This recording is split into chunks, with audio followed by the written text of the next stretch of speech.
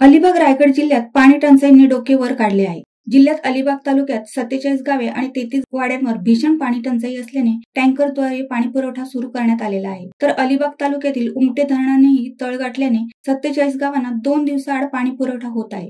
जिल्ह्यातील 28 धरणात केवळ 42% जलसाठा शिल्लक राहिलेला आहे. रायगड जिल्हा टँकर मुक्त होण्याचे स्वप्न आजही पूर्ण झालेले नाही. फेब्रुवारी महिना सुरू होताच अनेक भागातील जिल्ह्यात पाणी टंचाई डोके वर काढते. जिल्ह्यातील पाणी समस्या सुटावी यासाठी जलजीवन मिशन योजना राबविण्यात आली आहे. 1400 पैकी 750 योजना पूर्ण झाल्या आहेत. मात्र तरीही पाणी टंचाई समस्या सुटलेली नाही. अनेक योजना पूर्ण होऊनही नागरिकांना आजही पाणी मिळत नसल्याचे वास्तव आहे. याबाबत सामाजिक कार्यकर्ता राकेश पाटील आणि नागाव सरपंच हर्षदा मयेकर यांनी प्रतिक्रिया दिल्या. उमटे धरणाच्या गाळाचा प्रश्न आणि पाण्याची टंचाई हे प्रश्न आपण वर्षानुवर्षे बघत आलेलो आहोत.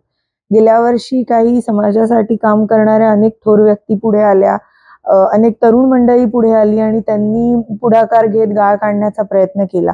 आम्ही सुद्धा त्यामध्ये छोटासा खारीचा वाटा उचलण्याचा प्रयत्न केला होता. परंतु दरवर्षी अशीच गोष्ट व्हावी ही गोष्ट शासनाकडनं अपेक्षित नाही. कारण मला वाटतं हा गाळ निघाला पाहिजे, हा पाण्याचा प्रश्न सोडवला गेला पाहिजे. यावर्षी असं ऐकिवात आलं की शासनाकडून काही निधीची तरतूद या गोष्टीसाठी झालेली आहे, परंतु अद्यापही त्याचं टेंडर किंवा निविदा ह्या पुढे कोणी भरल्या आहेत असं आम्हाला ऐकिवात आलेलं नाहीये. आणि तसं कुठे काम सुरू झालेलं पण दिसत नाहीये. गेल्या वर्षी काढलेल्या गाळामुळे आता थोडं तरी पाणी त्याच्यामध्ये आहे, परंतु जर यावर्षी गाळ एकदम पावसाळ्याच्या तोंडावर काढायला गेल्यानंतर काम पूर्ण होत नाही आणि दरवर्षी येरे माझ्या मागल्या अशी परिस्थिती होते. तर आमच्या सर्वांकडनं, शासनाकडनं अशी आमच्या सर्वांची एकच अपेक्षा आहे की शासनाने लवकरात लवकर ही प्रोसेस करून तो गाळ काढण्याचा प्रयत्न करावा व आमच्या पाण्याच्या टंचाईला कुठेतरी म्हणजे मार्ग मोकळा पाण्याची टंचाई दूर करण्यासाठी आम्हाला मदत करावी ही आमची सर्वांची विनंती आणि सामान्य जनतेची ही एवढीच अपेक्षा आहे. सध्या चर्चेत विषय असलेला रायगड जिल्ह्यातला हा सगळ्यात महत्त्वाचा आणि अतिशय गंभीर असा विषय आहे, ते म्हणजे उमटे धरण. उमटे धरणावर 47 गावे आणि 33 आदिवासी वाड्यातील महिला, लोक, बालक ही पाण्यावर अवलंबून आहेत. परंतु उमटे धरणाची ज्यांच्याकडे मालकी आहे ते माणगावचं जलजीवन प्राधिकरण जो विभाग आहे तो इकडे माझ्या माहिती तरी 15 वर्ष इकडे फिरकलाच नाही. ही मोठी शोकांतिका आहे. मागच्या वर्षी सामाजिक हेतूने लोकांनी मदत केली, धरणाचा गाळ काढायला सुरुवात केली. आम्हाला वाटलं की 1 मे पासून धरणाचा गाळ काढायला शासन मदत करेल, परंतु शासनाची मदत काही मिळाली नाही. म्हणून आम्ही 17 मेला धरणाचा गाळ काढायला सुरुवात झाली. 17 मे ते मला वाटते जवळजवळ 9 जून पर्यंत धरणाचा गाळ काढायला सुरुवात केली, गाळ काढला. मात्र जिल्हा परिषदेचा एकही पाणी पुरवठ्याचा किंवा जिल्हा परिषदेचा एकही अधिकारी तिथे फिरकला नाही. दुर्दैवाची बाब म्हणजे अशी आहे की धरणाची भिंत पडून फुटेल ह्यावेळी अलिबागच्या पत्रकारांनी ज्या बातम्या आल्यानंतर जे दगडाच्या काळजाचे किंवा गेंड्याच्या कातडीचे आणि दगडाच्या काळजाचे जे जिल्हा परिषदेचे अधिकारी होते ते शेवटी लोकलज्जेस्तव धरणावर जाऊन त्यांनी भिंतीचं काम केलं. ही मेहरबानी केलेली नाही, त्यांची ती ड्युटी होती. आता मला आपल्या माध्यमातून एवढं सांगायचे आहे की गेल्या वर्षी आम्ही जो गाळ काढला, इथल्या सामाजिक तत्वावर इथल्या लोकांनी मेहनत घेऊन जो गाळ काढला तो गाळ खूप कमी प्रमाणात काढलाय धरणाच्या मानाने. माझी शासनाला विनंती आहे की तुम्ही 8 कोटीचं टेंडर काढताय. गेल्या वर्षी काहीतरी 141 कोटींची सन्माननीय आमदार साहेबांनी मंजुरी सुद्धा आणली होती.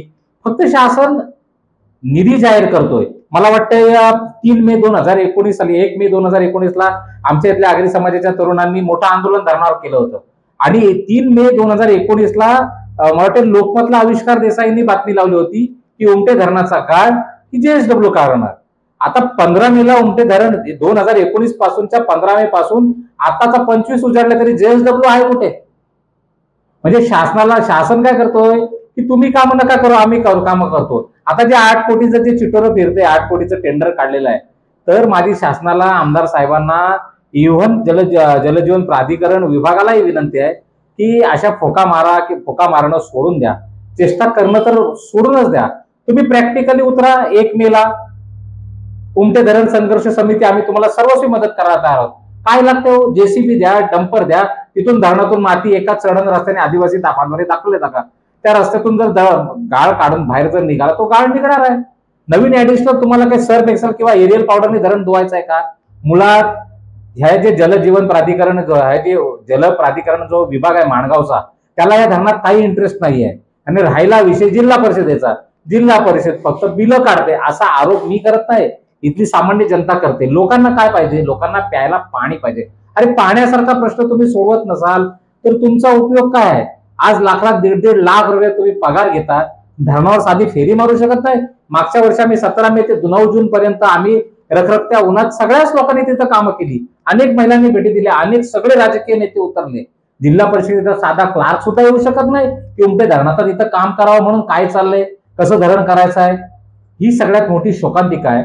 माझी आपल्या टीव्हीच्या माध्यमातून सगळ्या इथल्या विभागाच्या 47 गावं 33 आदिवासी वाड्यांच्या तरुणांना जाहीर आवाहन करतो की गेल्या वर्षी जसे मदतीला उतरले तसे जर सरकारने नाही केलं तर यंदा सुद्धा सामाजिक तत्वावर आपण काम करायला सुरुवात करू. उमटे धरण संघर्ष समिती तयारच आहे, परंतु शासन ज्यांच्यावर जबाबदारी आहे ते जबाबदारी का झाकत आहेत? सगळ्यात महत्वाचं, हे जी उमटे धरणाच्या बाजूला जे पाणी सोडायची जी जॅकवेल आहे ती जवळजवळ 2012 काय 13 साली तुटलेली आहे. ज्या जॅकवेलवर संपूर्ण धरणाचं पाणी सोडण्याचं जे कंट्रोल आहे ते कंट्रोलच झालेलं नाही. खालची चावी काय पाणी सोडतात, हवा ही पाणी जाते 2 दिवस आड. पण जे धरणामधून येणारे जे पाणी ते जर कंट्रोल झालं तर लोकांना मुबलक प्रमाणात पाणी मिळेल. आणि धरणातून येणारे जे पाईप आहेत, जे मेन मुख्य पाईप आहेत, त्याला कोणी कोणी टॅप मारले, त्याचं ऑडिट केले का जिल्हा परिषदेने? त्यांच्यावर गुन्हे दाखल केलेत का? आज याची सर्वसामान्य माणसाला इथे भूदंड पडतोय, याला जबाबदार सरकार आहे. जिल्हा परिषदेच्या अधिकाऱ्यांना मी विनंती करतो की तुम्ही चला धरणावर. आता ज्या नवीन मॅडम सीओ मॅडम म्हणून आल्यात त्यांना सुद्धा मी हात जोडून विनंती करतो की बाबा आपण एक महिला आहात, तुम्ही पहिली भेट त्या उमटे धरणाला द्या. आता 2 दिवसानंतर बाबासाहेब आंबेडकरांची जयंती येते. बाबासाहेबांनी काय सांगितलंय की पाण्यासारख्या प्रश्नावर याच रायगड जिल्ह्यात महाडला 14 तारखेला आंदोलन झालं. याची लाज बाळगायला पाहिजे ह्या लोकांनी. आज महाड सारख्या 14 तारखेचं देशातलं संपूर्ण आंदोलन रायगड जिल्ह्यात झालं, तिथलेच उमट्या धरणावर लोकांना पाणी प्यायला नाही. सांबर कुंडाची तर बातच काढू नको. सांबर कुंड होईल तेव्हा होईल, पण सध्या आहे ते धरण ते तर सांभाळा. आता भिंती पण संरक्षित झालेल्या आहेत. तुम्हाला फक्त राहिलेला जो गाळ आहे तो जेसीबीनी गाळ काढून फक्त बाहेर न्यायचा आहे. बाकी जलस्रोत 6 फुटावर गेल्या वर्षी आम्ही 17 मेला कामाला सुरुवात केली. 6 फुटावर वरती डोंगराच्या भागात 6 फुटावर पाणी लागलं.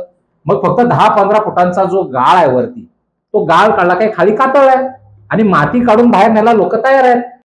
शिवसत्ता टाइम्ससाठी धनंजय कवठेकर, अलिबाग. दे धडक बेधडक वृत्त देणाऱ्या आपल्या शिवसत्ता टाइम्स न्यूज चॅनलला लाल बटन दाबून सबस्क्राईब करा आणि बेल आयकॉनला क्लिक करायला विसरू नका.